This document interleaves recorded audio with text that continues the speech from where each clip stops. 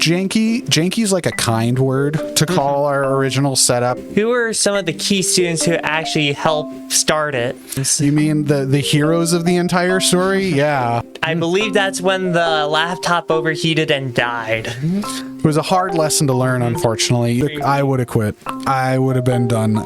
It's actually the most important part. What about the kids? How have they evolved over time, basically? Confidence.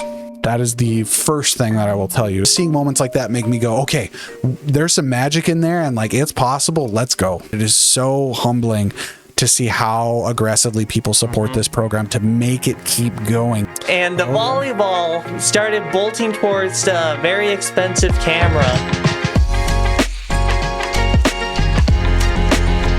Welcome to Hot Talk with your host, Mr. Harold. Here talking with your usual host, Mr. Janikowski, about the Stream Team and film festivals. How's it going, Joey? It is going all right. Probably should have said hello to you. Yeah, that's okay. First time hosting, that's how that goes. If it truly was the first time with this stream. Yeah, unfortunately, this has been, a year's worth of planning. Yes. And multiple, bad schedulings, and then an attempt, and then now the second attempt at trying to do this. Yes, second attempt. This is a cursed podcast. There we go. A little bit. Sometimes there's been issues. Last time we had a lot of buzzing, which made it practically unlistenable, but I do feel our questions are better. The questions should be better, hopefully, and I have them ready to access, and we can start off with the beginning of the Stream Team. Yeah. So, why did this start, and how is Mr. Kohler involved? So basically, obviously everybody knows, core parts of the story, which is COVID. COVID restricted a lot of things. But, we were starting the school year of 2020, and essentially we had football coming up, and Kohler was like, listen, do you got a couple kids that'd be able to, you're a tech guy, do you got a couple kids that could possibly run some cameras so we could live stream this thing, because people can't come and all that stuff. And it was just for football. And I was, prior to then, for those who don't know, I was really big into music and started doing some live streaming on some stuff from home, and started learning how to run this program called OBS. And I was like, you know what? I think I might know enough to make this work. He's like, all right, well, we'll get you the equipment that you need and all that stuff, and we'll get you running. So we did, and that was pretty much ever since. So really, I have Kohler to thank for this even being an opportunity. So, and I heard that from the very beginning, it was to also have students involved with the process with running cameras. Absolutely. So it was super student focused. Like, hey, we need students to help. It'd be great to have them help and benefit for the community. And yeah, that's kind of where it went. So I would like to ask this quick question: are we still the only one in North Dakota that has live streaming being student led for the most part? Yeah, because I try to check that as much as I can and try to keep up with all the live streaming platforms that are for the state, and I haven't seen anything that is student led. As far as live streaming, I do know Wilton does a little bit of radio and stuff like that. I think that's their big thing, but I haven't seen live streaming from them.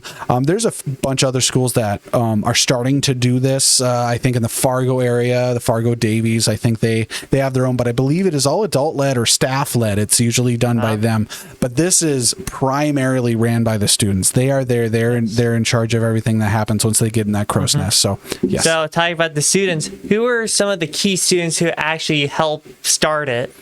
Oh my gosh. At the first few streams. You mean the heroes of the entire story? Yeah. The original group was Chloe Acton, Derek Carey, Gage Goldaddy, and then Dax Acton a little bit later, and then Eva Germanson. Yeah. So those four were solely responsible for, in my opinion, still to this day, for this whole program even happening, because across 60 to 70 streams for sports alone, it was just those four kids. Oh, dang. The entire time. And I know some kids get burnt out from 3. Yeah, exactly. So they did those. And mind you, it was a very imperfect system. There was a lot of learning involved on their side, especially on my side. Lots of debugging. Oh my gosh. So the level of patience that we had with those guys, it was just phenomenal. And especially too, I think one of the really big ones, Chloe Acton was always my fill-in. So if someone couldn't show up, my gosh, she did it so often. And a couple other ones there too, but I know she was super busy. But no, without them, It wouldn't happen because they gave me the patience required for us to debug and find all the problems. You had to do your own learning too, basically, of trying to figure out what to expect from the kids. Oh yeah, understanding their expectations of what's reasonable for that age group. And keep in mind, with our program, we run from as young as 12, because I mean, you can be 12 years old as a seventh grader, as young as 12, and then it goes all the way up. And understanding that you need to have an expectation level of that age, that lower age range, because it has to be doable. Also replicatable, has to have a process, and trying to build that process has taken a long time, and learning what is valuable, what is not, what we should be doing. And as someone who also oversees streams, I gotta say, I had my own experience with this. I know some streamers are probably traumatized at the word score, because if I didn't see the score update within 30 seconds, I just immediately type in score to update, and it probably put a bit too much pressure on the kids. There was a little bit, but that's part of that. That's part of that process. You learn, like, okay, when is it time to, give them that prompt or that reminder, and when is it to, to give them some space and let them learn and grow and to feel like, there's not someone over your shoulder. And I learned that the hard way too. Trust me. So this is part of the process. All right. So, when you first started, what did the live stream setup look like? Because we probably had a lot less gear to work with, and the gear we had probably wasn't the greatest either. Yeah. Janky's like a kind word to call our original setup. Now, mind you, I'm super thankful because, the school initially donated, a capture card and a camera and I think like a basic tripod. So, I mean, we had core basic elements, but I mean, not what you should be using for live streaming. And a guy has to learn that the hard way. But back in those days, we expected the students to also set up, not only tear down, but also set up. And that is I remember setup. Yes. And it's super confusing for a person who's not used to this realm and to just jump into that. And again, we had to learn that the hard way. So we've taken that stress off, and now administrators set up and the students come and do their jobs for just the actual live stream and then just tear down, which is much easier than setup. A lot easier. Because now it's this admin who does setup, and that just lessens half the workload for the students, basically. Oh yeah, well, that you got troubleshooting and debugging and all that stuff, because that's half the job of the admin, is just troubleshooting and debugging. And it's almost guaranteed that the streams will have everything set up properly. I have to say almost, because there's me setting up, and I sometimes forget an important thing. Oh yeah, and I make those mistakes too. That's super, super common. But yeah, so our initial setup was janky at best, but we've very much come a very far way. So now we gotta talk about the physical setup, but what about the layout of the streams before?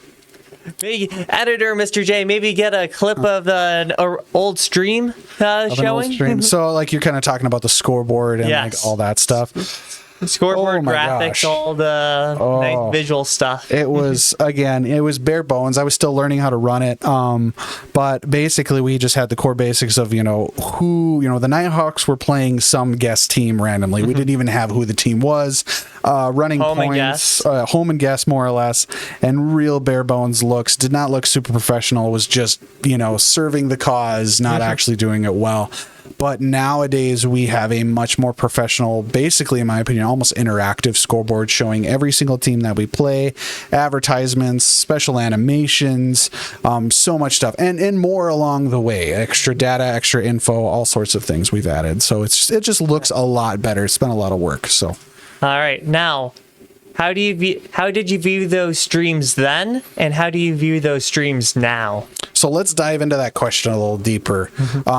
In what way do you mean view them then and now?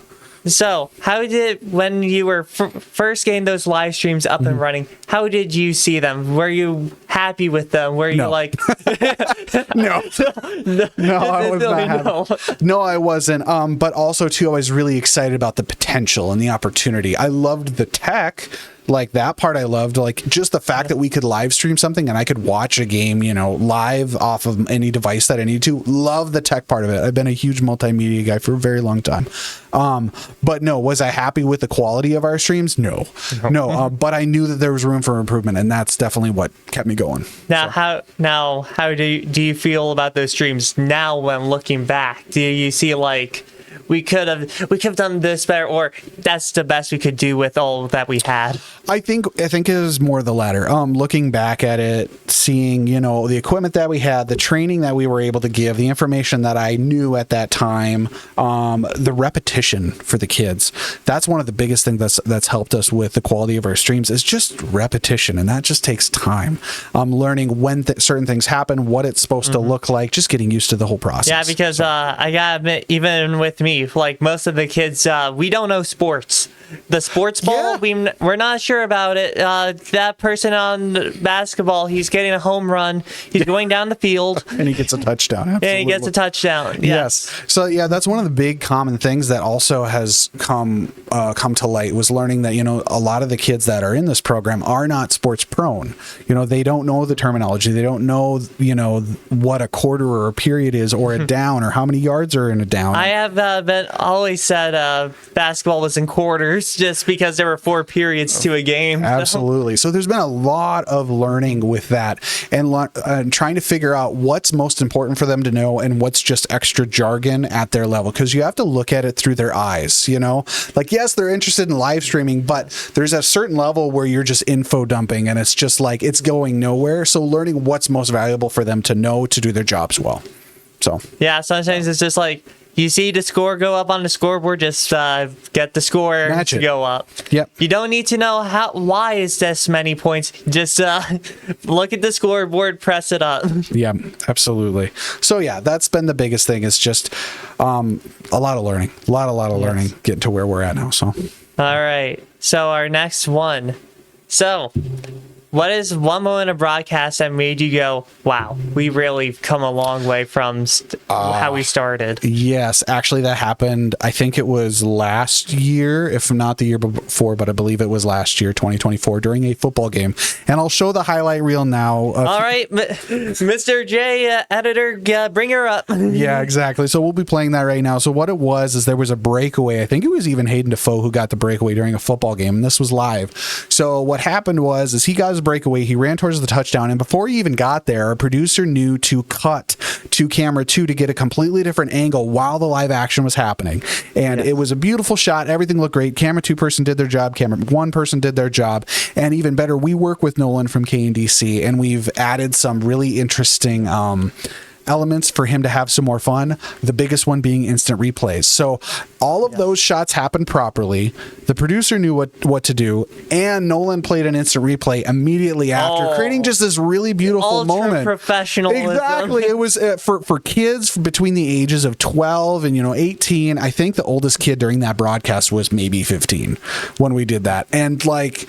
When I saw that, it was just a moment of like, okay, we're getting there's some magic there, and it's really, really exciting. So, and I believe Matthew was our producer at that game, and I believe it might have been Brennan who was our camera 2 person. And if I am wrong, I am so sorry. But everybody just did a great job at that game, and just seeing moments like that make me go, okay, there's some magic in there, and like it's possible. Let's go. I still remembered instant replay was controlled directly by the producer. Yes. So if the producer was just listening in on the game itself and not the commentaries, like, can we get an instant replay on that? Never mind. We miss it. Absolutely. And putting that in the commentator's hands, whether it's Nolan or a student, has made it a lot more fun. That was a really nice little touch to actually help instant replays be used more. Absolutely. Nice. Absolutely. All right. We went on that tangent. So we're going to with the Stream Team in its current state. Yeah. So how has it changed from the past besides more gear, better graphics, all that stuff?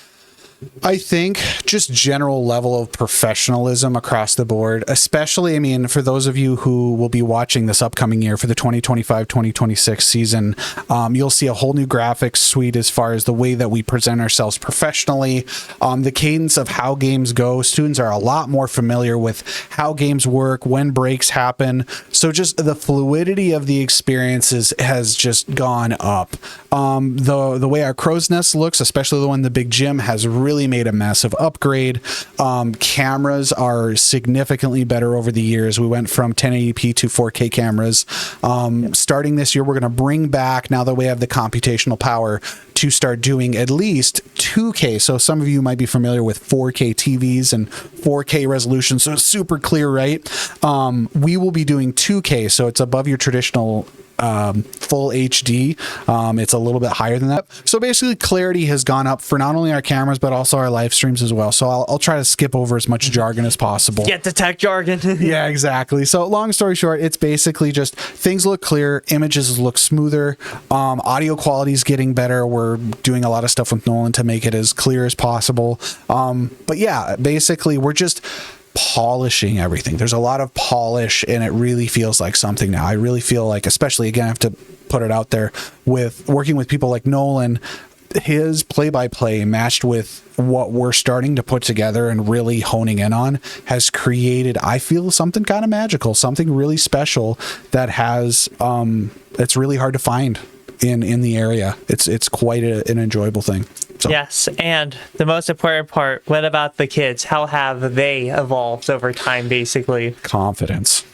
That is the first thing that I will tell you, is confidence in themselves, excitement, and connected with each other. That's the biggest thing that I've noticed. And that was one of the big pushes that I really wanted with the program, was to create an ecosystem for students who don't have one. I myself was part of some interesting ecosystems when I was a teenager. And, you know, that's a story for another time. But long story short, that experience, for those of you who do know me and do know something called Music Mart or Club 316, you will know what I'm talking about. But long story short, it was a really, really unique experience, connected with a lot of like-minded people. And I was hoping to do that again here. And I feel like we're getting there. And I feel like there's some camaraderie and all that. So those are the biggest changes. So how about with people? You said it was only like 4 people at store. What is it now? We're almost at 25. Woo! Yes. So it's a nice and healthy team. Now keep in mind, a lot of kids try to do sports in this at the same time. So, you know, that number kind of gets small depending on what time of the year it is. You know, some kids are doing basketball, so they can't stream during the basketball season, or vice versa, depending on the sport. But, you know, at max, we're close to 25 kids at the current moment, which is super exciting. So, you know, I haven't seen this, but can you explain like student roles in the so like we mentioned producer, we mentioned commentator, like we'll break all that down. What do these words mean for those what who do don't they mean? know? Yeah, so we'll start with the basic job. So we'll start with producer and camera. So producer is basically our button pusher, but they're basically in charge of the entire show. They're choosing when we switch to certain cameras, they change the things on the scoreboard, run animations, cut to break, all of that. They're the main person. They're my main contact, or your main contact whenever there's issues. We're always talking with the producer. Then you have your main camera person, who is getting the zoomed out shot of the event. And then you have camera 2, which that person is your zoomed in shot, a little bit higher elevated experience, a little bit more demanding. They're trying to get those reaction shots and get things a little bit more interesting. So those are your 3 main jobs. And then we obviously have commentator. They'll do play-by-play for sports if we have a person sign up for that. And then other than that, we have the stream team leader, which kind of breaks us down into those badges that we introduced a few years ago. But your stream team leader is one of those students who have met a certain level of competency. And we'll talk about competency in a little bit. But they're also those kids who step up and fill in shifts a lot, or also are just really passionate about the program.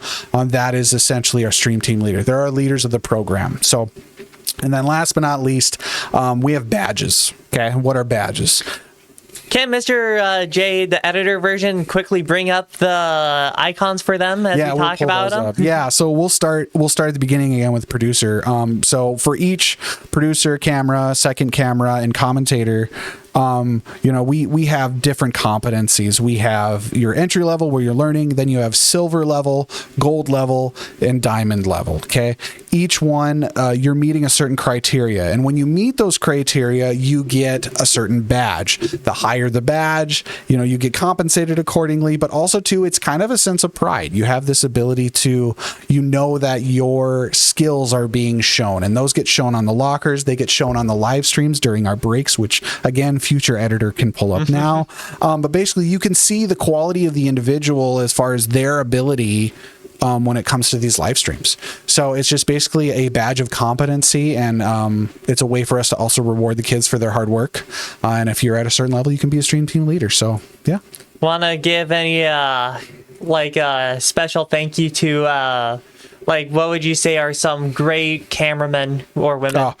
Producers. Yeah, believe it or not, Brennan Freeble. So we've recently just reworked our badge system, and we're getting a lot more, we're critiquing even harder. So actually kids, they feel like they maybe have gone down a little bit, but it's because we have higher expectations now. Brennan Freeble is my only diamond camera person. It's very hard to do. He pulled off some really interesting stuff during a volleyball stream recently, again, which we'll show right now. But Mr. J, who's editing, he's got his work cut out. Yeah, he's got a lot of work to do. But yeah, so during a volleyball game, he was really instrumental and introduced a new way for us to not only show who's serving, but also celebrations. And it's very active, quick camera work, and it was accurate too. He also did some really great stuff for our rodeo. It was very accurate, was very good at being able to follow action and know what's important. So Brennan Feeble was very high. Our only diamond producer right now currently is Brianna Hansen, just because she's so very aware of what could possibly go wrong or what she needs to worry about. She's super heads up. And we're working on trying to get some commentators to hit that diamond level, but it's a very high expectation. It is really hard. Yes. I know that I was the commentator when I was in Stream Team, and I believe I'd only make it to a silver because I did not have a name list, and I didn't know names by just looking at people. Absolutely. And that's something that we've built systems up. We've actually worked with Nolan to figure out what would be the step right before that professional level, what you're providing, what could we build kids up to if they want to go down that route. And knowing those names and making those new expectations has created that. So yeah. All right. Yep. So we already talked about setup and teardown. So since they aren't doing setup, what are they focusing on when doing their streams? Yeah, so the main focus is just knowing their job. Is if I'm camera one, I know what's expected of me for camera one, or if you're camera two or producer, knowing your job and doing it well. That's the main focus. And then teardown, depending on the sport, may be a little bit more involved or a little bit less involved. So, if you're at the gym, teardown's very quick. You just tear apart a couple cameras, put some stuff away, and it's already done because it stays up there. But if you're at the football field or baseball field, there's a lot more to tear down. But thankfully, you don't have to know exactly where everything goes as long as it's safe and taken care of. So yes. And we have mentioned the stream team leaders, and basically, how have they helped the stream in general? What makes them leaders instead of just average streamers? So the first thing that we always look for when we choose a stream team leader is involvement. If you're streaming a lot and helping out the program a lot, you're already on the list of okay, this person's helping a lot. Also to a person who's just passionate about the program, who cares about it getting better, letting us know about, hey, there's a shortcoming here. You should try to fix that because that'll make things easier for kids in the future. Trying to figure out how we can make the program better. I like looking for people who make people feel included in the program. That's another really big marker for, when you bring people in, do you make them feel like they belong? Because it's when you're working a stream, there's a lot of teamwork because producer has to work with camera has to work with producer, commentator and producer really have to work together if that's the case. Yep. And camera one, camera two, they have to work somewhat work together. Yeah, there's a whole lot of cooperation that these kids need to learn and work with. Even with the people they don't necessarily care to work with either. That's actually that's an important work skill. Absolutely, and that's one of the great things that we've had about this. It just gives those kids who don't normally have these opportunities to build those skills to go through that. The other thing too that it's really helped is because those kids are so passionate about the program, and they put in that extra work. We give them opportunities to decide when certain things happen, when policies get put in place. We run special meetings with those team leaders to help make decisions, because guess what? It affects them, and from their perspective, it's really, really important to know what needs are from the student side. So, all right, so. Talk about knowing what students need. How have we helped balance them streaming and their school work, basically? Yes. And sometimes their actual work as well. Yeah, absolutely. So one of the best things, and this was introduced to me by Jen Fordall, was to change our schedule system to pick your shift. So what that did is that allowed students to take shifts that they knew they had days off for, that they knew that they weren't pressured to take, like say, hey, we need you to work this Thursday instead. It's like, no, I picked that day. I knew ahead of time. They take on that responsibility. So that allows students to kind of work with their own schedules and their workload at school. This must have been very early, because I've always remembered the pick a shift. So pick a shift didn't show up until I think the second year. The first year, I pretty much was like, hey, here's your shift. I divvied them out equally across. Oh. And, yeah. So, and after that, I started noticing it was really hard to get people to jump on. But when you do the pick a shift situation, the best part is if you and a friend jump on the program, you can go work with your buddy. Well, that's really interesting. That makes it a lot more fun. And thanks to Jen Fordall for giving me that idea, because that really, really worked well. So, all right. So we can't just have the kids just go up there with and just say, have fun with the equipment. Don't break anything. So how do we train them to operate the equipment? So in the last couple of years, we're really getting good at the process of this. But what we do is 3 times a year before each sporting season, we do a training day where everyone has to come in. They walk through the basics of what's expected of them for that season, for those sports. And also, too, they mess with the equipment. They practice following people. We show them, hey, this button does this, these things do this, here's your equipment here. So we kind of do like a preview. And then during the spring, and I'll let you kind of talk about this, but Joey kind of introduced this whole elementary onboarding program, I guess, if that's what you want to call it.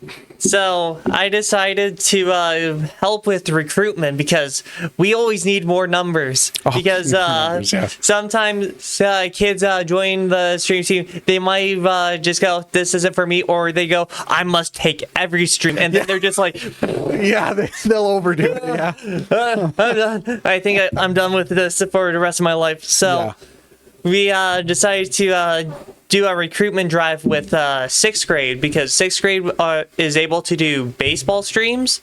And because your criteria is basically 7th grade, but we're allowing like 6th grade. It's that nice transitional time. It's a nice time. Get them ready for it. And so basically we do a nice PowerPoint. It works well because we actually got some people. Thank you for joining if you're watching this. And we're gonna do it every year, hopefully get more people excited, because sometimes it's like, what do they do up there? Do they just goof around? Like, what do they do? Like, what skills could you learn from it? It's like, you can actually learn quite a few skills from this. Absolutely. Even if you don't go in this field, there's so much you can pull from it. It's not necessarily video production and broadcasting, which is the class Mr. J does, which is now split in 2. So basically, this helps you build live streaming skills, which can really help for YouTube, Twitch, and maybe other platforms that I can't think of. I know Kick is a relatively popular one now. So the live streaming aspect, really nice. Also, camera skills are also useful outside of it. So we basically try to promote all the skills you can learn. Because you're also learning how to work with coworkers, basically. And I'm doing the spiel now, actually. When I think about it. If I had the PowerPoint. But yeah, either way, the recruitment drive, it helps a lot. Gets kids interested. Also helps basically explain what we do. Yeah, what it is. Yeah, absolutely. Because it's like, we put flyers around basically saying, do you want to join the stream team? It's fun. Contact Mr. J or Mr. H random letters LD. Yeah, he can't spell my name right. So sometimes it's on purpose. Yes. But yeah, so no, we do that recruitment drive, and that I really feel has helped. I think my favorite part about that is when they get to go up and actually play with the equipment a little bit and take a look at it. I think that really gets them excited. Yes, because it's like sometimes you just see the people up there not knowing what they're doing, but actually being able to work with it. Basically, it's like, wow, this might be fun. It's amazing. It's pretty wonderful. Yeah, absolutely. So yeah, so hopefully that answers that question a little bit. And you mentioned student confidence a while ago. How do you build that up? Because sometimes the kids are just worried and they're like, there's so many buttons. Oh yeah, absolutely. Oh yeah, no, and that's a very common thing with live streaming is that initial, I don't think I'd call it anxiety, but that nervousness that you can get because it's live and anything that you do gets broadcasted out. And one time, just getting in there and streaming, the more frequently you do it, like the less that urgency goes down and you can kind of just do your job. But the other thing that we do, we have training videos that are new this year, actually. We're trying to get really efficient with those. We have how-to videos. We have all sorts of guides and things like that. But also, too, when you're new, we force you to do an elementary stream. So if there's any kind of elementary basketball, volleyball game, or anything like that, we have our newbies do that. So the pressure's off. Because traditionally, our elementary streams are not very highly viewed. It's not like a varsity game where, the viewership is very high. The tension and pressure is high. Yeah. This takes off that edge. And that's kind of the goal. It's like, now let's talk about numbers. Can we just talk about how high some football streams can get? Oh man, it wasn't this last year, but the year before, I was super surprised. I think it was the Flash or Storm game. We were at our still standing record of 195 devices connected. And 195 devices, you think, well, why don't you say people? It's because when you have 195 devices, you could have more than one pair of eyes on that device, just like TV. So you could have 2 to 3, maybe even 4 people watching that screen. So, I mean, you could multiply that number at least by 2. And I mean, that's how much our viewership, that's how big of an impact these kids are having on our community and other nearby communities. That's just such a massive deal. So it feels like it's starting to work. And now too, I feel like that number has strengthened as a whole, our overall connected devices, especially for varsity. And I really contribute that to YouTube being much more popular on TVs. They came out with a statistic literally within the last couple months that more people watched YouTube on a TV than a mobile device or a laptop, which is crazy. I guess everyone's watching TikTok on mobile, I guess. It must be, yeah. So, hopefully that answers that question. All right. Are there any other moments besides that 195 connected viewer game that made you go, wow, people are actually watching the stream team? I think the last 2 years has definitely shown that. When we first started, which actually I'm glad you brought this up. I have to say a quick thank you to the roughly 15 to 20 people. I don't know who you are, but if you ever find me, you should tell me. There's roughly 15 to 20 people at almost every single broadcast that are always tuned in early, and they watch the entire time. And I don't know who it is, but you guys have been there since the beginning.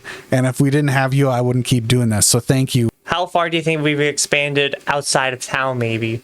I think as far as, I'm just going to say distance, pretty much all the towns that we play against, we've really expanded. I'm going to say in the southwest corner, we're quite healthy and known. And that's one thing I'm really excited and happy and thankful about. Yeah, I guess it makes sense. Like if there is a Flasher game, residents of Flasher would come watch. And my favorite part about that is not only they're seeing what our school is providing for the kids, also too the businesses that sponsor and support the program, they benefit because we're advertising to Flasher. We're advertising to those other towns. So yeah. And any other moments, or honestly, those were the biggest ones. It's just really, really thankful for the viewership. Really glad that people are still willing to stick with us and be patient with us and let us learn. All right. And also, what is the impact of this to the community itself? Like we've talked about how they helped us, how well we can get more into how they helped us, but how have we helped them? How has this program helped the community? I think it allows people to feel more connected. Why don't we start with the grandmas and grandpas or just family that doesn't live here anymore, but is either from here or has family here? It connects us to them because they may not be able to attend. And that's the first market right away. But also, too, I feel like it strengthens people's connection to the school and to the students themselves. You feel more a part of what's going on. It's a very open access to what's going on here at the school, and it allows you to feel more connected to your community. So I feel like it's helped benefit the individuals who may not have a tie to the school anymore, whether their kids are graduated or whatever, and allows them access in, and it feels like it's welcoming to them. And then businesses. I really like to believe this helps our businesses as well, with us creating the local commercials, airing them, also with the KNDC audio commercials that air during our timeouts and breaks. It helps push the businesses that keep this town alive. So I feel like on the individual level and the business level and then outside our community, it strengthens what we have going on here, which is the goal. So yes, and we always talk about sports, but what does the Stream Team do that isn't sports? So we also do concerts.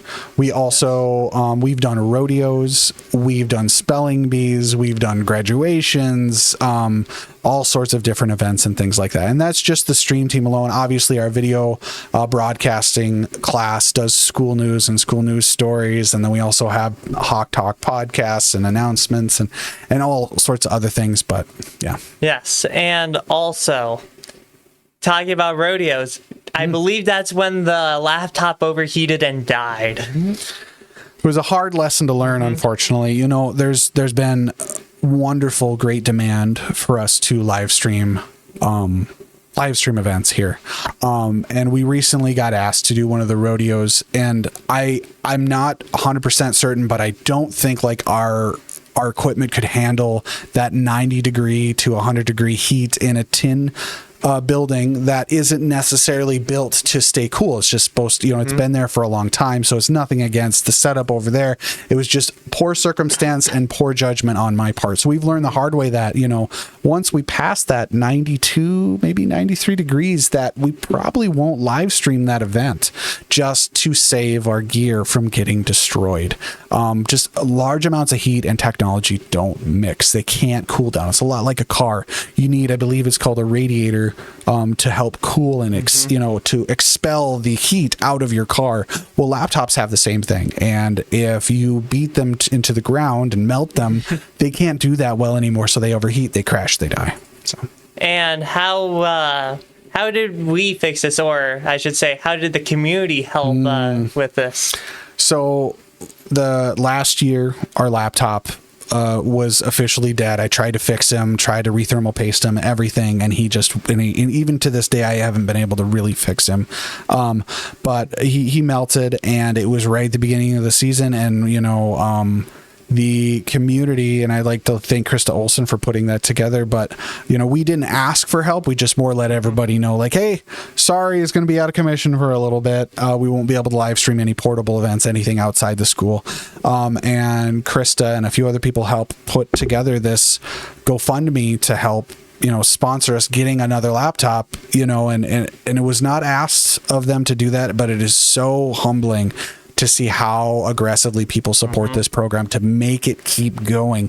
So thanks to them, we were able to go further and farther, and we actually got even better equipment than we planned thanks to that extra funding, to help with the longevity of the program, to guarantee even better quality, and just a lot of really good things. So thanks to them, not only to feel so supported, but also for the ability to get the right equipment necessary. Is there anyone else you would like to thank for, like any particular individuals from the community that helped out, like with support, funding, or whatever? Oh my gosh, yeah. Recently, like the Box Fruits have helped sponsor us. I believe the Salazars and like a couple other people that I am so sorry if I do not remember your names, but there's been so many entities in the community that have just, hey, here's some funds, keep your program going, and they're the reason why this has become what it has become. So yeah, it's been overwhelmingly awesome. One name I would like to say is thank you, Mr. Erickson, for your devoted support. Sometimes you might get the name wrong, but thank you a lot for all the help with the HPS Stream Team. Every public event. And the upload. Yes, every public event he's been doing a shout out. Yes. And my goodness, I cannot appreciate it enough. It's been super, super supportive. So, yeah. And so we mentioned Mr. Erickson. How about the other school administration staff? Oh How my have they gosh. helped out with the Stream Team? The level of trust that you have to give to an individual to do something as unique as this in a school this size is astronomical, in my opinion. It's a lot of trust to give to someone to say, okay, provide this for a community, do it well, jump through the right hoops, make sure you're doing everything properly, you know, monitor the kids in a proper way, make sure everyone's doing what they're supposed to do. It's a lot of trust and a lot of risk, and they gave me that opportunity. So administration alone has been super supportive, made sure that I'm jumping through the right hoops, doing the right things, and then, you know, last but not least, you know, helping me come up with new ways to make it even better, and making sure that, you know, we're hitting all the things. So administration has been phenomenal. Staff has been phenomenal. It's a wonderful thing when you have a brain like myself, where finding that unique thing that works for you is very rare, and to be supported in the way that I've been supported is I don't think I have the words to be able to express the appreciation that I have for all the people who have supported what's going on here. So, yeah, hopefully that answers that. Any moments from from the school side of how they really help, any particular moment? Oh man, ideas. Like, for example, school news. That was Kira. She was like, you know what we should do? That's new to me. Yeah, that was totally Kira. She was her and I was talking, like, you know, we should do a school news, and I was like, say no more. So like we just went. But as a first year school news person, yeah, that was definitely a fun time. It was a time. That's the for editor sure. role was retired, and it has somewhat come back In a different way, absolutely. And that's something that we got some more exciting news for you guys in the future about school news, but we'll talk about that one at a later time. That for another time. So that will be another podcast from us in, give us 3 years. Yeah, we'll get it done. We'll do a couple of attempts and then try it again. But yeah, no. So I mean, just general support has been phenomenal. The ideas that people give me are phenomenal. Gosh, there was another one. I can't remember. I think it was also, again, Kohler. He said, you know, you should get a mat side shot of the wrestling ring when they do the wrestling matches. And I was like, okay. So we tried it. Massive positive feedback, and we'll have that run here. I've always been a supporter of the ground cam.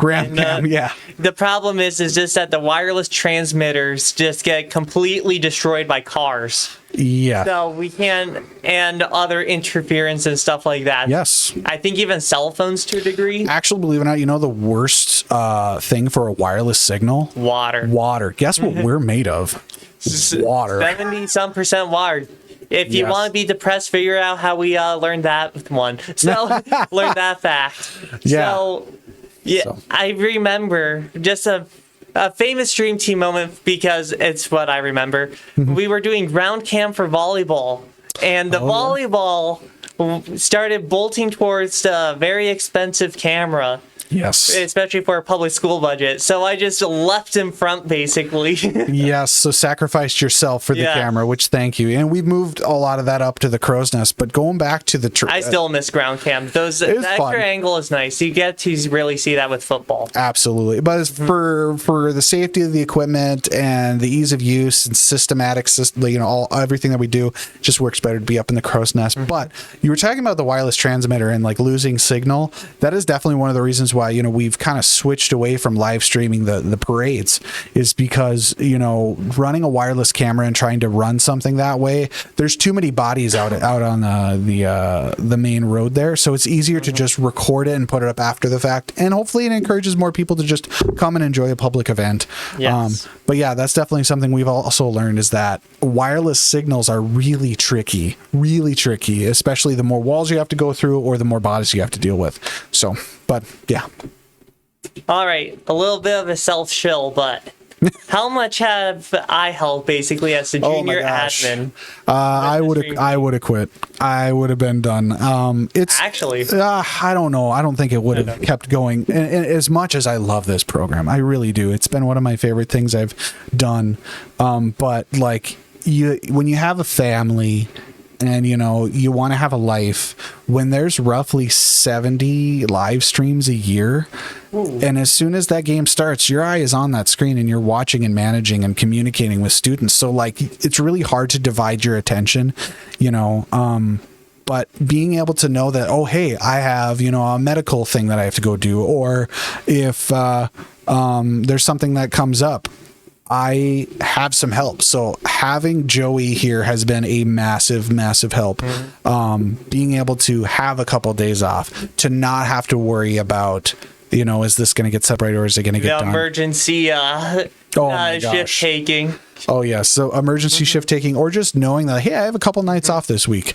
It is so beneficial, and it allows this to be much more manageable, and I can keep going. So thank you, Joey. Because I'm just picturing just like your daughter goes up to you, is like, well, can we play? It's like, no, I have to stream. There's only to stream. Yeah. Unfortunately, the early years, that's not too far from the truth, and that's the thing that had to change. You get excited about things, but at the end of the day, learning how to have that work-life balance, and that is what this is been becoming. So Joe, you've allowed me to have a life. So thank you. You're welcome. Yes. All right. So what else is needed to keep the program running basically? Honestly, the main thing has just been the sponsor support, the support from the community, the kids, the school and the administration, and having you around. It takes everything. But I really think we have something special and unique here. So thanks, everybody. And I would also like to say thank you to the students as well, because without them, it's not the stream team. It's just two guys holding a camera. Yeah, exactly. We would not be able to get this level of professionalism without the students as well. Absolutely. Absolutely. And additional thing that I want to throw in there on that question, if a school is interested in doing something like this, it's a lot, I will admit. It isn't a push and play situation. It's wonderful to have, and I do believe it can be done at other schools. But I highly recommend that you have a motivated individual or individuals to help run it. It can be done. It can be scaled. But it is not a one-size-fits-all. You can just drop it somewhere and it runs on its own. You need someone to run it. But it is. We only got here after how many years? 5 years. Yes. So we are now at I believe a semi-sustainable model. I'm very thankful for that. But if any school is out there, watching, or anyone interested, if you're interested in doing something like this, please reach out. You can find us by looking up our YouTube channel. We have contact information. I would love to expand it, but also to going into that, it's not. Are we going to make a network or something? No. Just if other communities want to benefit from this, the technology that's available now, because doing something like this even 10 years ago was almost astronomically impossible. Only done by the big corporations. Yeah, absolutely. The sports balls, ESPNs. Exactly. And now it's kind of getting spread out to where the equipment's getting cheap enough that, a town like ours could do something like this if you have a little bit of know-how and a little bit of patience. So, yeah. All right. So, what makes you think, wow, wording questions sometimes. No, you're fine. Yes. So, looking ahead, what makes you feel confident that we can keep going for possibly even another 5 years? Just the future in general. What makes you think we can keep going? I think I'm hoping, again, knock on wood, but I'm hoping the hard years are really behind us, which I still feel like, because the last year or two have been a lot more smooth. But I think having our system built, things are becoming repetitious, a little rinse repeat. Because of that helps. 2, I really feel like the community has really gotten behind it and really supported it really well. And that's been wonderful. Definitely don't take it for granted, but I feel like our support with our businesses and all of that, I feel like that's definitely another thing. And I feel like there's gonna be kids. I have a really large hope and belief that, because, you know, not every kid's, you know, into sports and things like that, and some of the kids we have are also in sports, but this just gives you a unique opportunity in a small town. And I think always having some type of alternative option or more options is great for kids. Are we still partnered with Consolidated Channel 18 yes. Yes. So that is something that is just started last year, and we're hoping to continue it. So the first thing that we have, and one of our students I'm hoping will jump on this program, we have built this connection with Consolidated where you can graduate from our program and move directly into Consolidated's live streaming and live broadcasting program, because you've learned the core basics from ours, and that transfers into another job at the next level with them. And they've partnered with us to allow us to onboard those students. So that's really, really great. So as you leave this, it's not over. Also, too, they've been broadcasting our broadcasts like on Sunday, so they'll play an old one, like a Choir Fest or something. Yeah, we've done Choir Fest, we've done a lot of sports, and usually it's on Sundays. Now every year that might be changing as far as the time slot, but you know, as long as we have a sponsor to cover that, we're able to bring that to communities. So for those of you who aren't you know, comfortable with, you know, internet, and there's our bell. If you're not comfortable with live streaming things on the internet, you can have the convenience of it on cable on Consolidated. So they've been a fantastic resource with us just expanding what we do. So it's just, yeah, it's been great. Ron's been great over there. So we've talked about local businesses somewhat. How have they supported us, and how have we supported them? So kind of like I mentioned before, you know, their sponsorships. So we have an exclusive 16 slots for sponsorships that literally take care of the wages for our kids, so this program can even exist. So they've helped us out that way. And then also too, we have advertising that helps cover gear. So if something breaks, you know, we have some funding to cover that and things like that. But the businesses are really half of the reason why we exist, other than the kids themselves.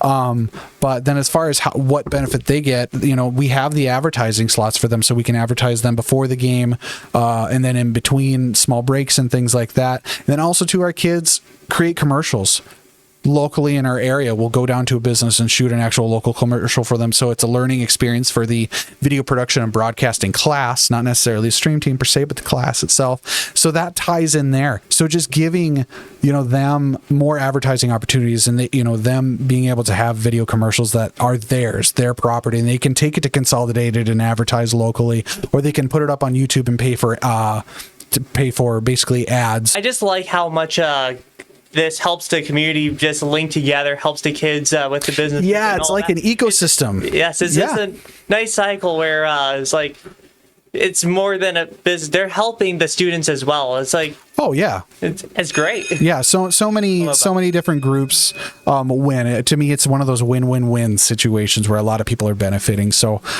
yeah. And I think this is the final question. Let me make sure. Basically, is what does this program mean to you personally? I think, to me personally, like I said earlier, it's really hard for a guy with a brain like mine to find stuff that works. To you know, you create things, then you try to make it valuable to the public and all that stuff. To me, it showed me that it can be possible, and it also showed me that you can be who you are. You can create what you want to create if you can find a way, if it can benefit others. And that so far has been the biggest thing that I've learned. It's meant that there's a place for every different type of person out there, and I feel like this program has become that. The opportunity in this town, it has been very welcoming. So I guess it's just, what it's meant to me is more than words can express, and I'm super appreciative of every opportunity and hopefully we can keep this going at top-notch ability. So, yes, and the true final question. yeah. What would you like to say to 30-plus kids who have helped this program from beginning to now? Every single one who has partaken in a shift or more. I appreciate your time. I appreciate your patience. And I hope you felt like you made an impact, because every single one of you can. Yeah. All right. I think that's it. That is the last of the stream team. So editor Mr. J might cut a break here. Future editor Joel here. So I just wanted to take this quick moment and say thank you for getting to this part of the video. Everything else beyond here is kind of just bonus content. We're going to talk about film festival. But before we get into that, I really want to just take a moment and thank all the entities and individuals that I can remember to the best of my abilities who have helped our program go, build, and become what it is, just to show some appreciation. So I'll try to do this as quick as I can. If you want to skip over this, you can go to the next section, but I'd really like to give these people a shout out and these entities a shout out. So here goes. To start it off, I'll try to do it in chronological order from my memory, but thank you, Ryan Mosier, for giving us the chance to start this program. He was administration at the time and bought us some additional gear so that way we could get things started. So thank you very much for that. Thank you, current administration, Darren Siemens, Dave Erickson. Thank you, Kira Henderson, big core group, just making sure that, I'm not losing my mind or taking on too much. Thank you guys for making sure I'm jumping through all the hoops. And thank you so much for the support and the trust. Also, just thank you to Hettinger Public School, all the individuals that work there, as well as the students who have supported and made this a great place. But also, I want to talk about the businesses and the people who have donated to our program and helped make it become what it is. To start out, Hettinger JCs, thank you so much. You guys got us our original laptop roughly in the fall or early winter of 2020, early 2021. Thank you so much. You guys have gotten us so far. Then also, I got to thank a couple families, the Salazars, the Boxroods, the Ericksons, the Swihovics. Also, I have to thank, and if I missed a family, I am so sorry. I'm trying to do my very best from the data and records that I have. But also, want to thank Norris Erickson, letting us go into the Midway Bar to record the prom that was done outside that year due to COVID. Thank you so much for the trust, and thank you so much for that opportunity. Thank you, West River Health Services, who's been a constant, strong sponsor. Also, recently have been helping us get on Consolidated so we can re-air our live broadcasts on Consolidated Channel 18. Thank you, Consolidated, for being an awesome resource for our kids. Thank you for helping us expand.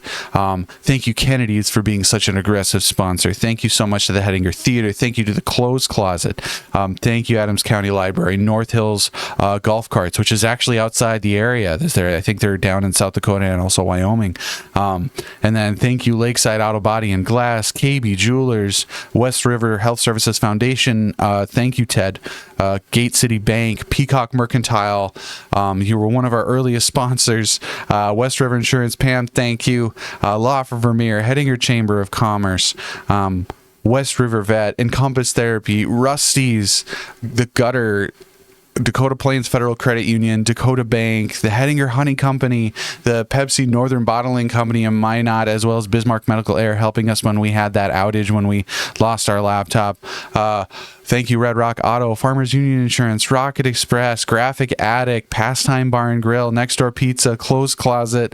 Hopefully I've gotten everybody. I've probably said some names once or twice, but thank you so much. And then also, a special thanks to everybody who helped fundraise to replace our laptop in the fall of 2024. Thank you all so much. All right, let's move on to the next portion of this podcast, to the bonus content, where we're going to talk about Short Film Festival and kind of review over how things grew over the years and some of our favorite moments and things like that. So thank you very much. All right.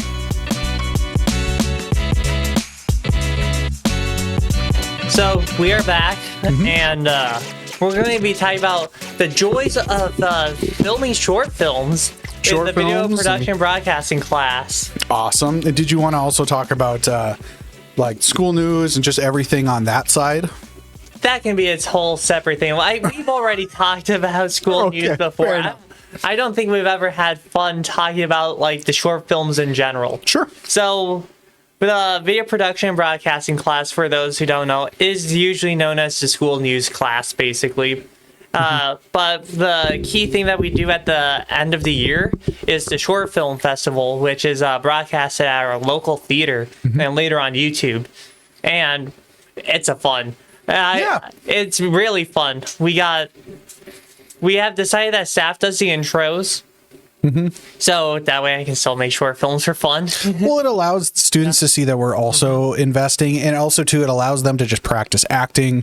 So that way they can get used to what's that filming process like, and that way they can just more be part of that and not worry so much about trying to write, direct, edit, film, all the things. They can just, okay, what am I doing? How does this work? They can kind of watch how it's done, essentially. Yeah, well, I'll show you how the professional do it. Maybe not that. Maybe not that. I don't have that high of an ego, I think. So, all right, so let's year one, video production and broadcasting. Oh yeah. When we finally made school news from extracurricular to an actual class. Yeah, how did that kind of come about, kind of a thing? Yeah, so could you mind explain how that is? Because I did almost all of year one school news at home. Yes. So the way school news started and then turned into the film festival, which was it was the beginning of 2021, I believe.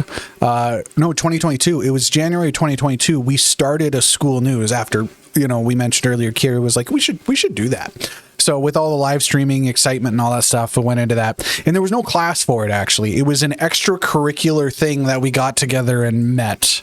Yes. Yes. I just remembered because I was just a guy who looked over scripts, wrote scripts, stuff like that. And fun fact, I actually never really watched any of my own work, but I just remembered that for our first year, it was actually all right for the most part. It was... Oh, yeah. I mean, for what equipment we had and everything. No equipment, no time, no anything. Yeah. It was just, all right, we got some news. Yep, absolutely. And it was kind of like announcements, but a bit of on a broader scale, I guess. But yeah, so it kind of started there. And then the following year, I got my teaching license and I was able to turn into a class. Yes. And with that, there's more than just school news when it comes to video production and broadcasting. There's also the ability to make short films. Short films, absolutely. And I remember it was beginning of the second semester. That's when we went from learning stuff to applying stuff. Exactly. Yep. And I remember we were working with shots and such. We had made a joke of the Dutch angle. So basically the Dutch angle is to build suspense, 45-degree tilt, do it low or whatever, and it's sometimes overused way too much in some movies, but it's nice and suspenseful, so that's the running joke. So we were able to learn how to write scripts, set up shots, set up scenes, and all that stuff, and then we got year one short film festival, which was looking around the room. It's not here. 2020. It was 2022. Yeah, and I actually have the book up there. If you want to pull it down, you can. But yeah, with that too, that came with our first ever class film, which oddly enough did not premiere at the film festival. It was something we just put on YouTube. It was more of kind of like a promo. It was a promo. Yeah, and that at that time, that was like the heaviest, most intense film that we had as far as the amount of work and just the amount of stress, which was Infinity Pencil, and that was 5 minutes, and I thought, like, oh man, this thing's huge. That was a huge film. Yeah, 5 whole minutes. And then what was that thing that you mentioned with Anna? Like hers. So Anna Havelka was the longest film in year one, and it was a mind-boggling 11 minutes. Yes, yeah. When you look at that now, that's crazy. But back then, the longest films were Infinity Pencil, which was not shown. That was the class film for promo. Yep. And that branched into a universe that did not need to exist, in my opinion. No. But it happened to be. So, and then there was The Battle, which is an objectively bad film. but also too, it was the practice of telling a story. That's the intent. The thing with The Battle, which is my short film, lots of self-shilling here. it was a lot of wordplay. You do not do wordplay in a visual medium unless you have an ability to show the words. Yep. Because there was a lot of puns that needed to be seen, written down. And due to me rushing everything, because I went way in over my head in hindsight, it was rough. There was, I did not have the skills to work with a camera. I did not have this. A lot of learning. I did not have yet the ability to coordinate with a bunch of people. I went. You had a lot of people. A lot of people. There was a joke about the enemies at the West Valley region, which is a City Skylines reference, because that's like one of the default names. That they had a cloning facility, and it was. Because of a lack of actors, I mean, due to their extremely well-developed cloning scene, I think a lot of the jokes were either just I'm not sure they were misses, but they were just not seen because I did not have a nice graphics thing to show it. There was also a map I made that explained the battle plan, and there was a lot of terms like because there were pins and tacks. It's like you're going to be. Go to this tack, and it's like, we're under attack? No, you're going to be under that pin. We're going to get pinned? No! Yeah. It was a lot of wordplay with that, but there was really no visuals to convey it. So I have learned to really show what you're telling. Sometimes. And that's one of the things show no tell. I feel bad. Show what you're telling. I feel bad for you because, you only got that 1 year. For class, and then, you had to graduate. But usually it takes a student usually 2 years until they can, because the first year is just going through it and trying to deal with like everything that you have to manage. And then it's usually that second year going like, oh, okay, I know what to look out for. I know what I'm missing. And then that's usually their first official like presentation of their abilities, in my opinion. Rule 1. Minimize actors required. Oh, the battle had too many actors. The battle is a showcase of what not to do. Too many actors. And filming also coincided with prom because we had a set plan and then prom. So a lot of the people who were willing to act, some were like, I can't show up. It's like, all right, makes sense. And rule 2, minimize outdoor shots. Yes. That was rough. So. Well, you couldn't get a good camera because it decided to be extremely humid mist. Yeah, it was straight. Cold. It was straight mist and very cold. Yep. It was like, what was it? 50 degrees outside. Felt like 30 because of the humidity. That was great. That's kind of partially why. Also, wind is awful. Yeah, absolutely. And I remember we kind of switched from our regular cameras to the iPad camera just so you can get the shots that you need. It was very much like, what do we have to solve this problem? We had to get very creative with our problem-solving situation because you had so many limitations. Also, 3, having camera angles from just one location for an entire film gets very boring very fast. Yeah. Because it is just, you're seeing the same visuals and then you're just fading into sleepiness because where it's just mean nothing when your eyes are getting bored out of their minds. Absolutely. And when it came to enough time about the battle. The first Infinity pencil, I would say, that was a wild. It was a fun experience, and I think it should have been a one-off, in my opinion. But I think there was the need. There's so much to say about that. I think the entire Infinity Pencil trilogy. It better really could have trilogy. No, it didn't need to be a trilogy, but it became one, and it should stay one. So long story short, when we were doing the first one, it was just literally just trying to get the class to work together to create a script. And one thing that I learned very quickly is that you're going to have really aggressive idea people, and then other people who will just watch it all happen because they're like, oh, I can't think that at that rate, or I just work differently. And then also too, you have multiple brains trying to converge one storyline together. Was just wild. And we had, yourself, we had Robert, we had really dynamic thinkers, right? So the storyline was pretty wild. And we were going off to the high of Marvel's Infinity War and Endgame, so that was just became a parody. So, yeah, exactly. Yeah. Yep. So now we just really went into the parody of we got the Infinity Pencil HPS Cinematic Unit, whatever it was, it's just like, yeah.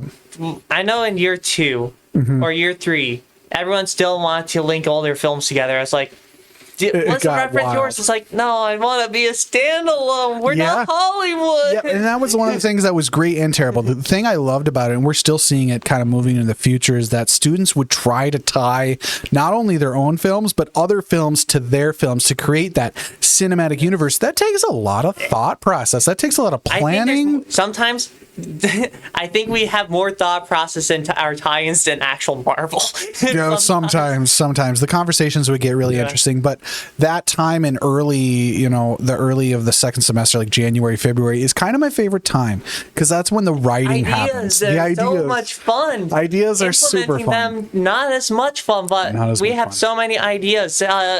Matthew. Yes.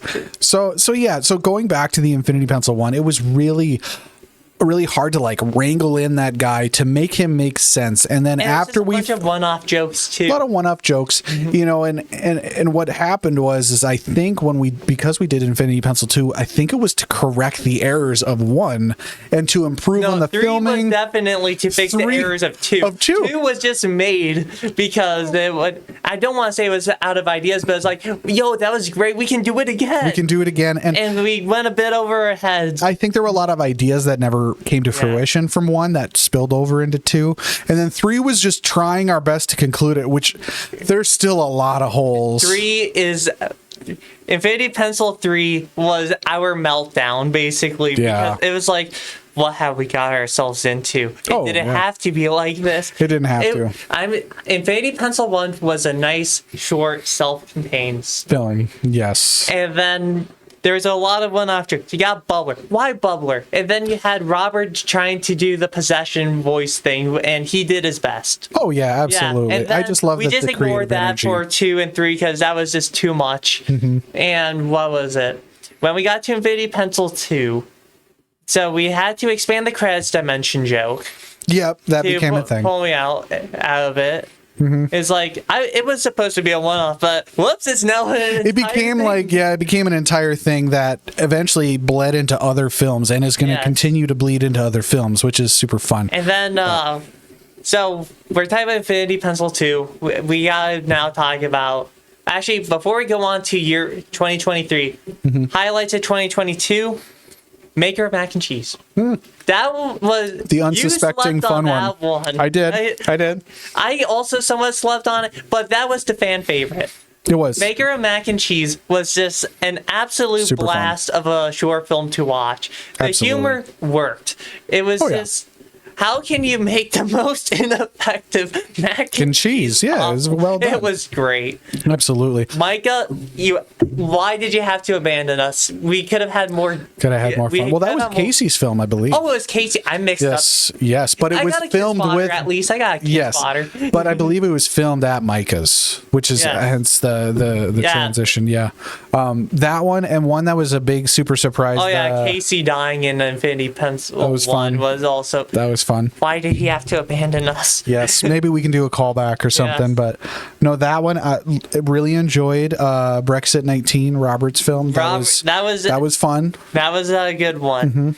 Robert actually puts a lot of effort into a short film stream. We can have him for the latest one, but yes, absolutely. But no, it's been wonderful. But yeah, chronologically, we're going to go to 2023. Sure, that was one of our. I would say that was a pretty decent year.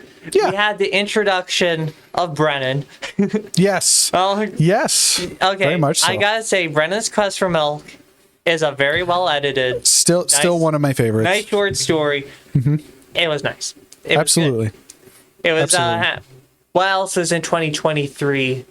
So you had that one, obviously, Infinity Pencil Shirts. That's Vaporwave. Yep. This is Vaporwave. Shirts was where we began the staff intro thing, because that was Mr. J's film. Even though it looks like Matthews. Matthews would improve upon it. Yeah, absolutely. Yep. Matthew, absolute ideas man. He can get an idea. Oh my gosh. He is the ideas man. He is. He's great. But no, going back to the shirts, as a big shout out to Krista Olsen. That was actually her idea to have me, because Matthew started wearing those crazy shirts that I used to wear. And like she's like, you guys should do like a battle off or something like that's a brilliant short film idea. So then hence it became that. So Yes. The intent of that was again to show kids like, okay, this is kind of how this is done, and that way they could actually see what a script looks like, and we can use it as reference and learning material. But yeah, so we had the shirts, we had that one. Robert had the Monopoly one.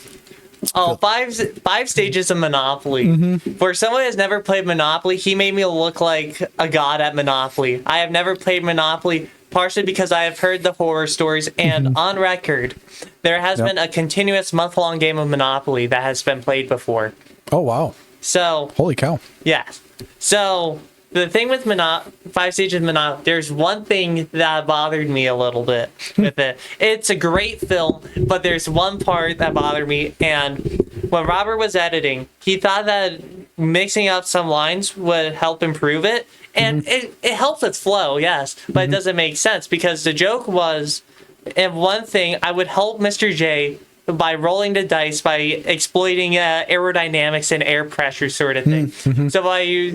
So when Dakota said, "Are you Einstein or something?" and I said, "No, I'm Bernoulli," because he was the one who helped. Oh, that's the joke you're talking about. Okay, gotcha. Yeah. So when but Robert shifted it to with the Rockefeller thing. So are you Rockefeller? It's like, no, I'm Bernoulli. That doesn't have the same ring as are you Einstein or something? No, I'm Bernoulli. Gotcha. And then it goes into a joke about rolling dice a certain way to get the air pressure to work. And that's another thing too to throw in there is that, you know, with films, especially as you make them, sometimes you have to make decisions. You make decisions based on what you have. Based on what you have to just make the thing work. And I feel like most of making a film is just that. It's like there's a lot of on the fly. Like I know problem solving, with creative the battle, problem solving. a lot of the jank was actually me trying to deal with the even worse jank. Yeah, you're trying to make almost like a nothing into something, and essentially like I have all this chaos and I try to form it into something. I forgot to bring a water gun, so I had to import a Terraria flamethrower PNG, and then and then I decided, because I already knew it was going to be pure jank, I was just going to have the word fire in all your fiery colors, and that was going to be the fire's effect. Honestly, that was kind of one of my favorite jokes in there, was to see just like the fire itself go at people. Yeah, so it was an actual idea to have a little whoosh actual flame effect. It's like, nah. Yeah, this already jank enough. So I need to stop talking about myself. No, you're good. No, you're just excited about it, and that's the whole goal of the program. So the 2023 also had, I think that was short film noir, right? Or was it 2024? that was 2024. But going back to 23, our winner, we had Glass. Oh, so Glass was 2023. That was our first serious film, which I was super excited about. Tyler did really there is always talking about that. There's always the joke of. Yeah, we have genres is comedy, more comedy, and wait for it, horror, comedy. Yes, it's all comedy. It's all comedy. We are a class of jokesters. And that's the one thing, we were slowly starting to build into some more diverse. We introduced some horror last year, and then having the more serious films. Tyler was much more of a poetic film, visual explanation. Really just enjoyed having the diversity, and it went over really well. I believe she won that year. Yes, she did win best film that year. So that was super fun to watch. Wait a minute. 2020. Okay, no, I'm thinking 2024. I remember there was I know Trevor did a cat one. That was also 20. Yeah, that was 2023. No. Hold on. Yeah, you're right. I remember it was with because the following one was his other one with the pool noodles. Yeah. But yeah, I loved the cat because just a completely different perspective. The first person view of a diabolical cat. Yeah, exactly, and the way that he did it from that low angle perspective using our gimbal camera. But yeah, no, it was great. I think I wasn't really being heard all that well. Well, I speak loud enough, maybe. But either. Oh, and I've been watching levels. You're fine. Okay. Yep, I've been watching. But yeah, no. So and that kind of concludes 2023. Infinity Pencil 2. Infinity Pencil 2, which he is a beast. It was the big problem is we have too many people in a script, so then trying to get everybody there, whether you're in the class or not. And we had to make something out of a one-time thing. Yep. It's like, how do we make a sequel from a movie that doesn't need a sequel? And then I feel like 3 was just trying to kind of... And 3 was trying to tie up all the loose ends and all that stuff. Absolutely. The thing I like about 2 better than 1 one is I feel like the camera work was better, the storytelling was better, the editing was better, the effects were better. Like it was a big upgrade. Yeah, there was a big upgrade, and then 3 was just trying to polish it and really try to hone in. And that was, how long is Infinity Pencil 2? 20 minutes? That one was 20 minutes, and then 3 was, I believe, 30. Yes. This is why we won't make Infinity Pencil 4, because if the trend starts, that'll be 40 minutes. Exactly. So no, wait a minute. That's 2024. Oh my gosh. Oh. Yes. Brennan. Yeah. So 2024 was a year of just so much creative energy. It was so much energy. Matthew's film was 15 minutes. Robert's film was 18 minutes, and he had a massive plan as well. Noir was an experience. He was a big one. Absolutely. And I love the concept because it was a unique perspective. Bad short film noir. Absolutely. Or bad student film noir. That's what it is. Yeah. And like just so many big ideas. And then Brennan's, his big one, which, I mean, mind you, creativity. Pure creativity. Yes. Oh my gosh. And like the amount of effort. Okay. We learned from him that all of his animations were individual pictures that he strapped together. He made a stop motion film basically within his film on top of green screen. Yes. Now, mind you, a lot of his jokes and the styles might be much more what I would call like YouTubeified. Like it's a very specific genre of humor. So there's a lot of references to things. I would say absurdist, but there's a lot of references to things that are very specific that probably not everybody gets. I didn't understand most of it, but I can follow the plot. I know some people were completely lost with the plot. Maybe it's because they see Roblox character and they're like, I think it's so much unfamiliarity trying to follow it, and it makes it harder too because he's got so many versions of himself, so that it gets a little confusing. But the amount of effort was crazy. TLDR, it was collect the pieces of the soul, put them together. Find the items, solve the problem, get out. Yep. Get the MacGuffins. That's terminology in film. Yep. So no, I mean, it was, a heck of, and honestly, his follow-up was quite a bit of work. Not as crazy, but like still a massive amount of work. This is a classic case of what you say, you liked it? I'll do it. That's exactly what happens. I mean, I experienced that when I was really young, benching way back at the beginning of the podcast. I used to do music. I did like an album or two when I was really young in my teens, and one of them like people really liked. I got a lot of positive feedback, and the third album I went way too crazy because I was like, oh, you like that? I'm gonna go as hard as I can, and no one's asking for that. So I think that's what happened is he got a lot of good positive feedback the first year, and he just went wild. We had it, and 2024's Endgame went so long. We had to have 2 discs. Where Brennan had to he was the transition point. Scene to transition between disc 1 and disc 2. Yeah, that's exactly right. So because our total film, I think, ran 2.5 hours. And this is also the one where everyone came. The theater was packed. We really pushed it really hard, but we had a whole marketing thing for it and everything. So, but I think that's because of the creative energy. We were just so like everyone was so jazzed up to go. But to our deficit and learning the hard way, which is a lot of this program is, people like about an hour 15. Hour and a half max, and that's where we're trying to fluctuate moving forward, which we did with the last year, which we don't have to transition to that yet, but we'll get there. We'll get to last year. But long story short, we just had a lot of big films in there, and there was a few other small ones, but it was just and then there were a few artistic pieces in there. I believe there were a couple poems in there. But just the whole duration of everything was just huge. I would just like to say there's one joke in short film noir which I was extremely sad no one saw because it was a subtle joke. So basically, I took down names elude me. No, you're fine. So I took down the main antagonist, basically the director or whatever, and because it's a parody of the noir genre. And if you don't know film noir, it's your gritty detective, Dick Tracy kind of vibe. Think of the classic film noir. Trust me, I took a film class. Intro to film is double indemnity. Whatever it is. You're fine. Yeah. Yeah. Okay. So It's your gritty, no one wins, everyone loses sort of detective story. I went to the city to change it, but the city changed me. That's a film noir. And so your detective is always smoking, but we are a school. We here make sure that our students do not do drugs. Yes, that is our Red focus. Ribbon Week. Yes. So I was had a massive sucker addiction, and I think I went through for the course of filming an entire bag of Dum Dums. Oh my, that's a lot of sugar. Basically, yes. Okay. Over the course of time, I went through most of a bag of Dum Dums. Okay.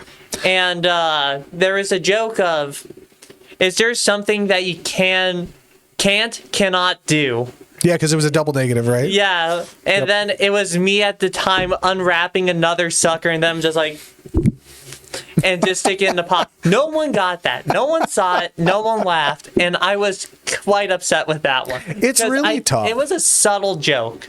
I gotta admit, it was a subtle joke because it was all of my stuff was at the top of the screen, all of the talking was at the bottom of the screen. So no one saw that joke, and I just want to point that out. That was my favorite joke. Well, I think it goes to show how much we're learning as this goes, is that we're starting to see, because that'll happen to a bunch of other kids. They'll say like, I thought they'd love that, and like it went over everyone's head. No one even caught it. And I think what it is we're just learning how much you have to hold the audience's hand, especially in a short film sense. But like you have to really show them what you're talking about. You really have to be very direct, and it has to be very in your face, because to us, we're already looking for it, but the audience doesn't know it's coming. Yes. And we're learning a lot of that. But yeah, to add to kind of what you're talking about. So that was so short film noir was one of my favorite ones. But what was it? Hats or shirt? It had to be hats. Yeah, Hats was that was a fun one. Oh yeah, absolutely. Okay, I'm just saying the trailer of Mr. J just sprinting is pure comedy.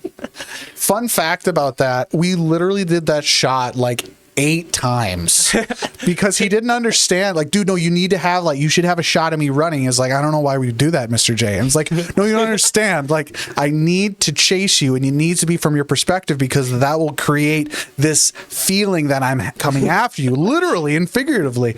And we did it 5 or 6 times, and when he did it, he wouldn't look back far enough, so the shot wasn't right. So there's this old man chasing a teenager in the back parking lot while there's recess outside, just watching me being completely exhausted and then trying to do my Tom Cruise run or whatever I do. It was just but we finally got it, and it turned out great, and it was fun. Yeah, I remember during video production and broadcasting, you mentioned how you did some short films before. So actually, I didn't do the short films, but so when I was doing music as a young kid, I had, who is now, my wife, but at the time my girlfriend and her brother and all his friends and all their friends, they were into making movies. So I mean, if I have anybody to thank, it's 100% them. So they were some friends over in the Mod area, and they used to make some movies, and they would also display them at the theater. So honestly, they were really the inception for any success of this happening there, and they did a phenomenal job. And what's even more impressive, just a quick dive in on that, they did it before digital editing. And I love telling this story every year because it shows how competent students really can be and how easy we have it now. So when they would edit, especially their first film or two, splicing films, more or less, but with VHS. Smokes. But with VHS, that's the crazy part. So they would have, I believe it was 2 VHS players. One would play and the other one would record, and so that's how they cut their scenes. That's how they began a shot and switched to the other shot. That's how they did special audio. They would have RCA cables and plug certain things at certain times. The true manual version of it. And they were doing this at 14, 15, 16, 17 years old on their own for fun, not for a class.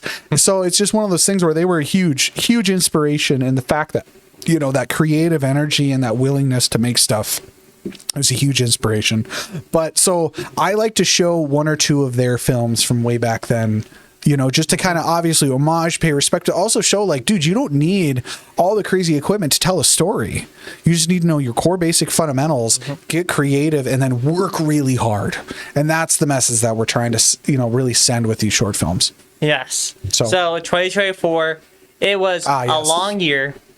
It was a fun short film. You had a lot of high highs, but you also had some low lows. Yeah, very dynamic. Yep. Very dynamic. It's like greatest. You got greatest thing I've ever watched. Yeah. Next to, okay, I saw something. And that's part of the process too, because some kids, their hearts aren't in it, and that's okay. You're just exposing them to opportunities. But you could cally see when the kids put in effort. I'm still talking about 2023. Wait, we're in 2024. 2024. That's Endgame. Yeah. Yep. So, and that's one of the things is, I tell the kids at the beginning of every year is that, regardless if you're good at this or not, it's always evident when people work really hard on something, whether they're talented or not. It's so evident. So like, if you feel uncomfortable about your film, that's your brain telling you that it could be better. And listen to that.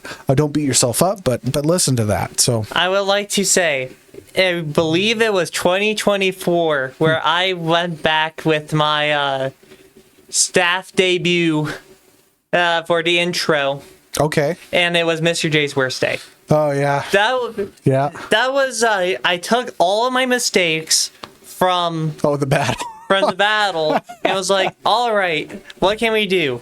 The only crazy thing was getting an entire class to work with. But it was thankfully one scene. So Mr. J's worst day is based on Mr. J being taking a graphic design class and having an absurd hatred for the font Comic Sans. So, can you explain why Comic Sans is objectively a bad font, as people are raging in the comments section down below? So which no one comments. I'll just tell you really quick my perspective, and then I'll also tell you to go on Google and look it up as well, like why designers hate graphic design. But I went to college for it. You mean Comic Sans, right? Not graphic design. Graphic designers hate graphic design. Yeah. So I went to college for graphic design, and that it became a joke, and then I started to really fall into it and really believe it just because. So Comic Sans is a handwritten font. Let me grab it as you're talking. Yes. So Comic Sans is a very handwritten font. But it's not quite a handwritten font because your curves and everything is kind of inconsistent. So basically it's in this weird middle ground, and usually when designers create and use fonts, they have strict areas where certain things lie. Things that lay in gray areas either don't get used very much because they barely fit this credential or barely fit in with this style. So they don't tend to use those. They really try to be very direct. Also too, I think it's the overuse of it is the big. Oh, it's okay. But here is your Comic Sans. So this is the prop in one of the short film intros. Yep, absolutely. So yeah, no, it's one of those things where it's not deciding what it is. Is it a sans serif font? Or is it a handwritten font? It's a little bit of both. So that is already really frustrating. And also because it was going with all the terminology. Oh yeah. So it doesn't have the little extra wings on the bottom of the ends of the letters and things like that. But it doesn't know if it's handwritten or if it's a basic font. Is it, structured or is it unstructured? It's kind of both. And also because it's so widely available, everybody uses it a bunch. Okay. So it gets used everywhere. So it became kind of the government things, gravestones I've seen, comic. Oh my gosh. So it's a very unprofessional, middle of the road thing. So that's definitely one of the reasons why I don't like it. But it's also the punching bag because it became so widely available. It was so widely hated. And fun fact, a lot of the kids in video production actually unironically like the font. Also partially because they know it makes Mr. J mad. So. Yep, absolutely. So, but yeah, long story short, it doesn't follow a lot of the rules of design, especially of typography. It breaks a lot of them, and that makes designers very angry. Look at this guy. He's a wine connoisseur of fonts. Yes, I like a good font. Don't get him on Helvetica. Either way, now let's talk about the short films again after going on a so we'll finish up with 2024 and kind of wrap it up. Quick 2024, get to 2025. Brief. 2025. Excuse me. Let's switch over to 2025. That intro was quite fun. We had a teacher yell at a kid, so for a joke. Oh yeah. The sad thing is, I thought of that punchline much earlier because I have seen worksheets in elementary, and it's filled with Comic Sans. And I just imagine, what if Mr. J had to substitute substitute for an elementary teacher for one day, and it was like a rough day because he has to put out so many tech flyers. So I could just picture after a long day he has to substitute for someone, and then the most innocent child just goes up and is like, hey teacher, can you grade my paper? And it's like a perfect paper or something, but it has Comic Sans on it, and then he just goes on a full tirade just absolutely decimating this, and it's like, yes, this would be comedy gold. Yeah, so that's kind of where the idea started from, and then we went from there. But not to cut it short. Very quick, yes, we're running out of time. We're running out of time. But yeah, long story short, 2025. So just this last year was the most controlled, consistent. We have learned our mistakes. We went from punk rock to Apple. That's how much we changed. We took the hardest left turn as possible. So basically, you know, we ran at a total of 120, or not 120, but an hour and 20 minutes. It was our total run for time. Under 90 minutes of your time was the key. Sales line, absolutely. And honestly, I'm so thankful and so surprised that it was still full. It was like there was no massive loss of people showing up. I mean, and the fact that we can help support the theater and give people something unique to do and give kids a platform to do this on was phenomenal. And it was a solid year. Yes. We also had great films. Pretty much there were no misses that year. No, there were no misses. It was like you could see there was clear effort across the entire board. The intro that year was also fun to make. But the funny thing is, I think I just got tired of the intro or something because I don't remember much of it. It was a bit of a blur because you're in the middle of college and all that stuff. But here's the thing. That year, we did the episodic The Funny. And that made our work so much nicer. I'm glad Mr. we did J did not shrivel up and die basically at the end of the year like he did with 2024. Oh yeah, like it was much easier. So that's something you'll definitely see moving forward. The class film will be done episodically. The staff film, intro film, we're gonna try to pare down to, you know, a shorter, like 5 minutes or so. I may go a bit overboard with the intro because it's like, yo, I can use my skills. Yes, and it was honestly still one of my favorite works that you've done. I loved the school. A lot of people really loved that one. Now I remember. I completely. For someone who has never watched The Office, I've been told that I nailed it down. No, you did fantastic. Did a great job. It was a super fun storyline. Because I kind of like that mockumentary aesthetic. And despite never watching The Office, I decided to go, let's try it. Absolutely. People like it. I like this look of it. Let's do it. Very easy to film with all the shaky cam and all that. And then, can we just give a shout out to Matthew for being one of the best actors, but the hardest to reach actor? Oh my gosh! Like he was so hard to find and so hard to film, but like he won not only overall film that year, but he also got best male actor, and I think another one. But yeah, he's an improv genius. He's phenomenal on the fly. I would just like to say for his short film Sherlock at Home. Yeah. The entire chess scene and onwards was improv. That entire section was improv because it was supposed to, first of all, the chess scene was supposed to end with me getting checkmated in a scholar's mate, which is the 4-move checkmate.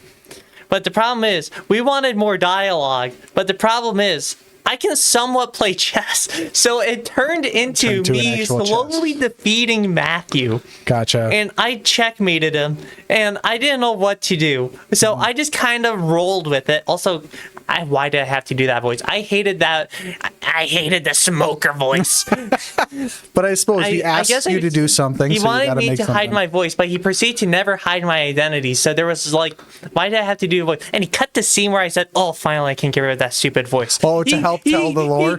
He cut that scene out. And that was actually my one thing I did not like. It was him giving me the chance to redeem myself by not getting rid of the voice. Yeah. So either way, great film. I just like how me bolting, that was completely improv. I did not know what to do to end the film. It's like you know how you checkmated me? Well, guess what? Police are coming, so checkmate. And I was like, any last words? And I just bolted. And I gave him like an extra 30 seconds of film. And it was a fun chasing. And the stunt of me slamming into the door, I actually did injure myself with that one. Oofta. But the funny thing is, I didn't know I was injured. I was just at home afterwards, and I was just given the remark, just like, "What did you do to your arm?" And I was like, "What do you mean? What did I?" Oh, well, it's not the first time you've injured yourself running, because I think in Anna's film you got hurt. Yes, I actually completely destroyed myself in Anna's film, running into a door frame. Into a door. No, so that film was super fun to watch. We had some cool poetry ones last year from Kylie and Emily. Really excited about the horror film that we tried. I know my daughter's not excited about it. We didn't watch that one with her, but the horror film from Sydney, it was very tricky to do horror in a school perspective because and behind the scenes was whack, but we won't talk about that. Yeah, no, but she figured it out though. It's a very hard thing to overcome where you have to be scary but not scare kids, because kids go to this theater, and I feel like she nailed it. I really think she did a fantastic job, and boy, she worked hard on that. Loved the bridge. It was very interesting aesthetic. And there was just a lot of good ones, and honestly, I'm a really big fan of the funny just because it was so much more controlled. Yes. Also, there was Brennan's film that year. So Brennan's, unfortunately, he had 2 films. He had 2 films, and really his first film was a promo for his actual film, which was too long. We have the restriction of 15 minutes and under, and his was 18. But I definitely strongly recommend you watch those, which gives me a fantastic transition. Yes. Where do we watch all of these films we've just been talking about? So on the HPS Stream Team YouTube channel, if you scroll to the bottom, you'll see a playlist called Short Films. Click on it, and it's every single film as well as the full festivals. And ones that weren't shown as well. Exactly, like Brennan's is in there, and a couple other ones that haven't been seen. So I strongly recommend you check those out. So. I just want to say, after hearing what Brennan goes through, I almost want to say the best editing film just always should go to him. Almost, there's so much work. The amount of work, and it's one of those things where I'd love to share one time just so people could see what's all going on. I understand half of it's hard to understand what he's doing, but when you watch the behind the scenes and the amount of effort, and also there's so much. One thing that I like in films, basically, is in short films or just films in general, is call and effect sort of thing. Oh yeah, where you make a reference to one thing. Well, Chekhov's gun is what it is.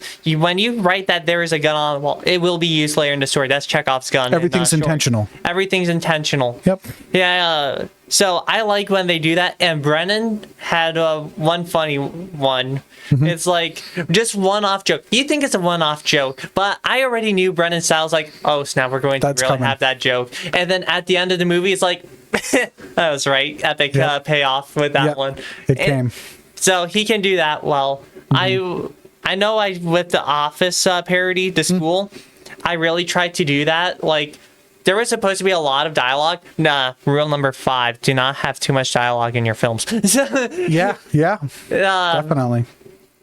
So I tried to do my best with that, and I think it worked out well. It helps. It helps a ton. Because it's just like nice. It also rewards audiences. Like, I remember. Absolutely. So it involves, and also I would just like to add one thing. Yeah, sure. I really enjoyed, but it can never be conveyed through YouTube. But in the theater, because the video production and broadcasting kids are there, they sometimes add on to scenes by yelling in the theater, and it was great. Yeah, they'll yell at themselves. They'll yell at the screen version of themselves. I know Matthew did it. Brennan did it. Oh, yeah. That's one of my favorite things. Matthew did a fourth wall break in his YouTube film, The Hats. That was super wonderful. I loved that. But yeah, it's definitely something I recommend going and trying, because watching it by yourself is one thing, but laughing amongst a crowd and it all being this unifying experience is a whole nother thing. So strongly recommend if you ever get a chance. I would also like to say that if you want to make Mr. J go completely bald, have him do a pair of talking to the screen while also having the screen talk back to him and have a conversation. I'm never doing that again. That was 2023 or 2024. Which one was it? That was not last year, but the year before. So 2023. So basically Endgame. 2024 was Endgame. Sorry, 2024 was Endgame. That one, Mr. J was going crazy. I was stressed. Talking back and forth with intro thing. And I believe that's where we introduced the joke of comedy, and more comedy. Yeah, absolutely. Or genres. Absolutely. Genres is your types of film, for those who don't know. So, But yeah. I always made the joke of, let's try to get at least one of every genre. So we got comedy, duh. We got horror. We got... I would say like mysterious or sci-fi. Sci-fi, yes. There's military films. There's military films. The ones we Poetry, haven't done, artistic. surprisingly, we have artistic. We surprisingly haven't done a Western. No. Western, Yep. I'm surprised we haven't done a Western. Westerns might actually be fun. And musicals, but we're not doing a musical, maybe. Well, Brennan did touch on a musical, but not in the theater, though. You know what? I'm sorry, Brennan. I had to mute my TV. I enjoyed it. That was a little much for me. I enjoyed it. I really appreciated the courage because it takes a lot. It takes a lot of courage. A lot of courage. I would say that it was just a little bit volume up with that one. I think. Gotcha. So that one, so I had to lower it down. But yeah, if we get a musical, the year we do a musical is the year I will probably laugh or something. I don't know. Yeah, I want to reward someone if they manage to make a musical, like somehow get the choir kids involved or something. And that could be possible. Might be fun. But there's a Westerns. I'm still surprised I haven't done a Western.